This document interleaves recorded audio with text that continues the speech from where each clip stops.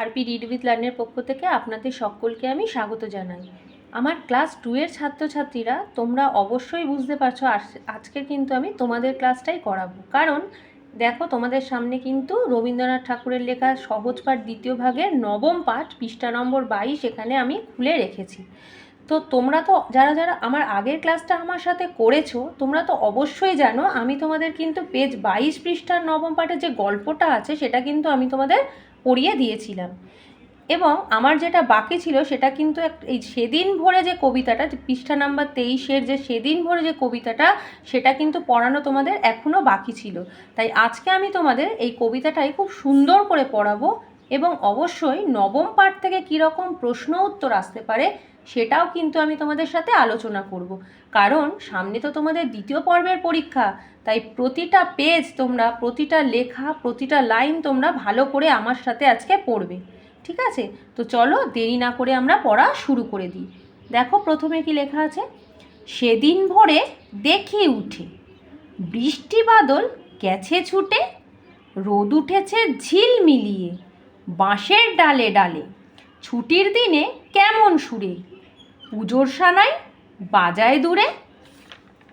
চলে আসছি পরের পেজে। দেখো, তিনটে শালিক ঝগড়া করে রান্নাঘরের চালে, শীতের বেলায় দুই প্রহরে, শীতের বেলায় দুই প্রহরে, দূরে কাদের ছাদের পরে, ছোট্ট মেয়ে রোদ্দুরে দেয় বেগনি রঙের শাড়ি, বেগনি অর্থাৎ বেগুনি রঙ। হ্যাঁ, এবার দেখো, চেয়ে চেয়ে চুপ করে রই, তেপান্তরের পার বুঝি ওই, মনে ভাবি ওইখানেতেই আছে রাজার বাড়ি, থাকতো যদি মেঘে ওরা পক্ষীরাজের বাচ্চা ঘোড়া, তক্ষুনি যে যেতেম তারে লাগাম দিয়ে কষে, যেতে যেতে নদীর তীরে ব্যঙ্গমার ব্যঙ্গমিরে, পথ শুধিয়ে নিতেম আমি গাছের তলায় বসে। তো তোমাদের এই যে সেদিন ভোরে যে কবিতাটা, সেটা কিন্তু বিভিন্ন যে লাইনগুলো, বিভিন্ন স্তবকগুলো তোমাদের আজকে আমি পড়িয়ে দিলাম। তোমরা অবশ্যই এই কবিতাটা কিন্তু বানান করে খাতায় লিখো এবং বানান করে পড়ো। তো তোমাদের যদি কোনো বানান জানতে বা কোনো বানান বুঝতে অসুবিধা হয়, তো তোমরা আমাকে প্লিজ একটু কমেন্ট করে জানিও, তাহলে আমি সেইভাবে তোমাদের আরও ভালো করে পড়াবার চেষ্টা করব, আরও বানান করে ভালো করে পড়াবো। তো এবার আমি তোমাদের এই যে নবম পাঠ, এই নবম পাঠ থেকে কীরকম প্রশ্ন আসতে পারে সেই প্রশ্ন সম্বন্ধেও একটু আলোচনা করব। তার জন্য আমি তোমাদের কাছে এই প্রশ্নের আলোচনার জন্য একটা বই নিয়ে এসেছি।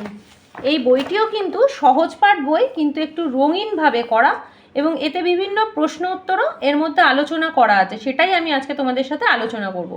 দেখো এখানে দেখো শব্দার্থ। দেখো শিষ্ট, শিষ্ট বানানটা কি? তালবে শয় শিশি, পেট কাটার মধ্যে না শয়টয়, শিষ্ট। শিষ্ট মানে শান্ত। দেখো অস্পষ্ট, অ দন্তে শয় পয়, পেট কাটার মধ্যে না শয়টয়, অস্পষ্ট। অস্পষ্ট মানে আবছা। দেখো বয়কারে বো, পেট কাটার মধ্যে না শয়টয়, ময়সিমি, বষ্টমী। বষ্টমী মানে বয়সী বি, পেট কাটার মধ্যে না শয় নয়, হস্যু, বিষ্ণু। হর্ষ পয়কারে পা, উপা দন্তে শয় শিশি, কয়কারে কা, শিকা, বিষ্ণু উপাসিকা মানে যিনি ভগবান কৃষ্ণকে উপাসনা করে ডাকেন। তারপর দেখো দন্তের নয়সী নি, পেট কাটার মধ্যে না শয়ঠয় হস্যুর, নিষ্ঠুর। নিষ্ঠুর মানে দন্তের নয়সী নি, দয় রে ফন্তস্ত, নির্দয়। এখানে দেখো প ক্ষিয় ক্ষয় দীর্ঘি, পক্ষী, রয়কারে রা বর্গের জ, রাজ, পক্ষীরাজ। পক্ষীরাজ কথাটির অর্থ হলো রয় দীর্ঘ রূপ পরূপ সরি, ক থয়কারে থা বয়সন র, কথার, রূপ কথার, ডয়কারে ডা দন্তের নয়কারে না, ডানা, ও অন্তস্থ হয়কারে আ লয়কারে লা, ডানা ওয়ালা, কয়কারে কা লয় পয়, কাল্প দন্তের নয়সী নি, কনিক, রূপকথা, ডানাওয়ালা, কাল্পনিক, ঘকারে ঘো ডয়শূন্য রয়কারে রা, ঘোড়া। তাহলে পক্ষীরাজ মানে রূপকথার, ডানাওয়ালা, কাল্পনিক, ঘোড়া। এবার দেখো লয়কারে লা, গয়কারে গা, লাগাম। লাগাম মানে কি? ঘকারে ঘো ডয়শূন্য রয়কারে রা, বয়শূন্য ঘোড়ার, ঘকারে ঘো ডয়শূন্য রয়কারে রা, বয়শূন্য র, ঘোড়ার, ব ল গয়কারে গা, বলগা, ঘোড়ার বলগা। এবার দেখো বয়জাফলা আকার, উঁয় গয় ময়কারে মা, ব্যঙ্গমা।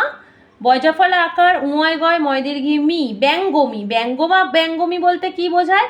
রয় দীর্ঘ রূপ অরূপ, ক থয়কারে থা অন্তস্থ কথায়, ব মধ্যে নয় রে ফস্যিত বর্ণিত, কথা বলা, পাখি বিশেষ। তাহলে ব্যঙ্গমা আর ব্যঙ্গমী বলতে বোঝায় রূপকথায় বর্ণিত কথা বলা পাখি বিশেষ।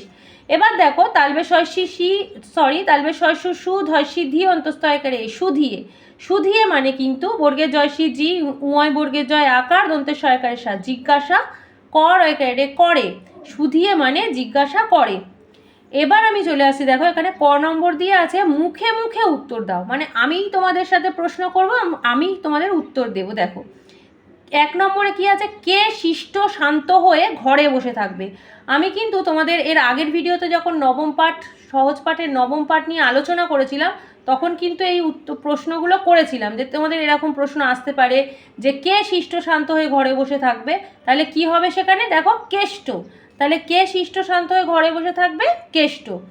2 নম্বরে দেখো কেষ্ট কি হারিয়ে ফেলেছে, তাহলে নবম পাঠে আমরা কি পেয়েছি, কেষ্ট খেলার খঞ্জনি হারিয়ে ফেলেছে, তাই তো, ঠিক আছে।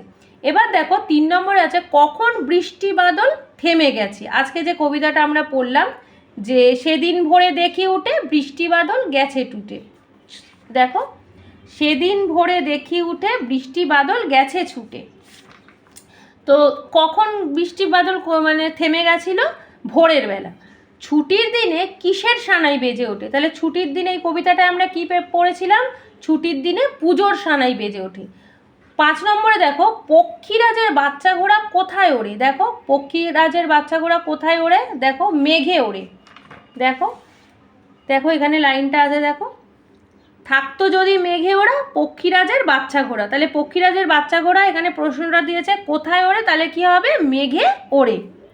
এবার দেখো 6 নম্বরে একটা প্রশ্ন আছে নদীর তীরে গাছের তলায় কারা থাকে, তাহলে নদীর তীরে গাছের তলায় কারা থাকে, এখানে দেখো নদীর তীরে ব্যঙ্গমা আর ব্যঙ্গমীরে, মানে ব্যঙ্গমা আর ব্যঙ্গমী কিন্তু নদীর তীরে থাকে, ঠিক আছে। এরপর আমি চলে আসছি, দেখো খ নম্বর দাগে। খ নম্বরে কেমন প্রশ্ন আছে, দেখো শূন্যস্থান পূরণ, এইরকম প্রশ্নও তোমাদের আসতে পারে দ্বিতীয় পর্বের মূল্যায়নে। দেখো 1 নম্বরে কি আছে, শীতের ড্যাশ 2 প্রহরে, তাহলে এখানে কি হবে, শীতের বেলায় 2 প্রহরে। এরপর দেখো দূরে কাদের ড্যাশ পড়ে, তাহলে তুমি কি লিখবে, তোমরা কি লিখবে, দূরে কাদের ছাদের পড়ে। তারপর দেখো ড্যাশ মেয়ে রোদ্দুরে দেয়, মানে ড্যাশ মেয়ে ড্যাশ দেয়, তাহলে ছোট্ট মেয়ে রোদ্দুরে দেয়। তারপর দেখো ড্যাশ রঙের শাড়ি, তার মানে বেগনি রঙের শাড়ি। এবার দেখো 2 নম্বরে যে স্তবকের মধ্যে যে ফাঁকা পূরণটা আছে সেটা দেখো থাকতো যদি ড্যাশ ওরা, তাহলে কি হবে, থাকতো যদি মেঘে ওরা ড্যাশ বাচ্চা ঘোড়া, তাহলে এখানে কি বসাবে, পক্ষী রাজের বাচ্চা ঘোড়া। দেখো এখানে দেখো ড্যাশ যে যেতেম তারে, তাহলে তক্ষুনি যে যেতেম তারে ড্যাশ দিয়ে কোষে, তাহলে এখানে কি লিখবে, লাগাম দিয়ে কোষে। এবার গ নম্বরে কীরকম প্রশ্ন আসতে পারে, দেখো সঠিক বাক্সের মধ্যে দাগ দিতে হবে। দেখো 1 নম্বরে কি আছে, সঞ্জীব তোমার জন্যে মিষ্টি আম লজেন জুস না দই এনে দেবে, কি এনে দেবে, সঞ্জীব তোমার জন্যে মিষ্টি লজেন জুস এনে দেবে, তাই লজেন জুসে দাগ দেওয়া হয়েছে। 2 নম্বরে দেখো কেষ্টর সঙ্গে খেলা করবে কে, কাঞ্জিলাল সঞ্জীব না রঞ্জন, তাহলে কেষ্টর সঙ্গে খেলা করবে সঞ্জীব, ঠিক আছে, সঞ্জীবে দাগ দেওয়া হয়েছে। 3 নম্বরে দেখো গান গাইতে এসেছে বোষ্টমী না বাউল, তাহলে গান গাইতে এসেছে বোষ্টমী। 4 নম্বরে কি আছে, দেখো 4টি 5টি না 3টি শালিক ঝগড়া করে রান্নাঘরের চালে, তাহলে অবশ্যই হবে 3টি, তাই তো, 3টি শালিক ঝগড়া করে রান্নাঘরের চালে। 5 নম্বরে দেখো ছোট্ট মেয়ে রোদ্দুরে দেয় লাল কমলা না বেগনি রঙের শাড়ি, তাহলে ছোট্ট মেয়ে রোদ্দুরে দেয় বেগনি রঙের শাড়ি। 6 নম্বরে দেখো তেপান্তরের পাড়ে আছে জমিদার রাজার না ভূতের বাড়ি, তাহলে তেপান্তরের পাড়ে আছে রাজার বাড়ি, ঠিক আছে। তো তোমাদের এরকম আবার দেখো এখানে দেখো 6 নম্বর, অর্থাৎ আমরা এখানে আমি তোমাদের ক খ গ এর যে প্রশ্ন যেভাবে সিরিয়াল ওয়াইজ ছিল আমি তোমাদের আলোচনা করেছি। এবারে দেখো এখানে কিছু একটা কেমন প্রশ্ন আসতে পারে, দেখো নিচের এলোমেলো বর্ণগুলি সাজিয়ে লেখো, মানে এলোমেলো থাকবে সেগুলো সাজিয়ে লিখতে হবে। দেখো ল দ বয়াকারে বা, তাহলে কি হবে, বয়াকারে বা দ ল বাদল। দেখো হর্ষই দন্তের নয়কারে না দন্তের শয়কারে সা, কি হবে সেটা, আগে দন্তের শয়কারে সা, তারপর দন্তের নয়কারে না, তারপর লিখবো হর্ষই সানাই। এখানে দেখো রয়কারে রা প ক্ষিয় ক্ষয় দীর্ঘি বর্গের জ, তাহলে কি লিখবে, প ক্ষিয় ক্ষয় দীর্ঘি পক্ষী, রয়কারে রা বর্গের জ রাজ, পক্ষী রাজ। এখানে দেখো দন্তের নয় তয় তয়কারে তে র পয়কারে পা, তাহলে এটা কি করে সাজাবে, তয়কারে তে, পয়কারে পা, দন্তের নয় তয় র, তেপান্তর। এখানে দেখো রয়কারে রা, আবার বয়শূন্য র, আবার ঘ, তারপর নয় নয় আকার। তাহলে আগে আমরা কি লিখবো? বয়শূন্য রয়কারে রা, তারপর লিখবো দন্তের নয় নয় আকার। তাহলে কি হবে? রান্না, তারপর হবে ঘ লিখবো, তারপর র। তাহলে কি হয়ে গেল? রান্নাঘর। এবার দেখো দন্তের শয় রি, ধ আছে, পেটকারের মধ্যে না শয়টয় হস্যি আছে, তারপর বয়শূন্য র আছে। তাহলে আমরা লিখবো দন্তের শয় রি শ্রী, তারপর লিখবো পেটকাটার মধ্যে না শয়টয় হস্যি, তারপর লিখবো ধ, তারপর লিখবো বয়শূন্য র। তাহলে কি হয়ে যাবে? সৃষ্টিধর। তাহলে এভাবে তোমরা নবম পাঠে কীরকম অগোছালো সাজানো অনেকগুলো শব্দ দিলে সাজিয়ে কীভাবে লিখতে হয় সেটাও তোমরা জানলে। ঠিক আছে, এবার দেখো এখানে একরকম প্রশ্ন দেওয়া আছে, নিচের শব্দগুলি সঠিক অর্থের পাশে টিক চিহ্ন দাও। যেরকম দেখো অস্পষ্ট, অস্পষ্ট কথার অর্থ আমি আগে তোমাদের কি বলেছিলাম? অস্পষ্ট কথাটির অর্থ কিন্তু আবছা, যেটা তোমাদের জানা খুবই উচিত। এইগুলো অর্থগুলোও জানা তোমাদের পক্ষে কিন্তু খুবই ভালো। যেমন দেখো নিষ্ঠুর, নিষ্ঠুর মানে কিন্তু নির্দয়। যেমন দেখো শিষ্ঠ, শিষ্ঠ মানে শান্ত।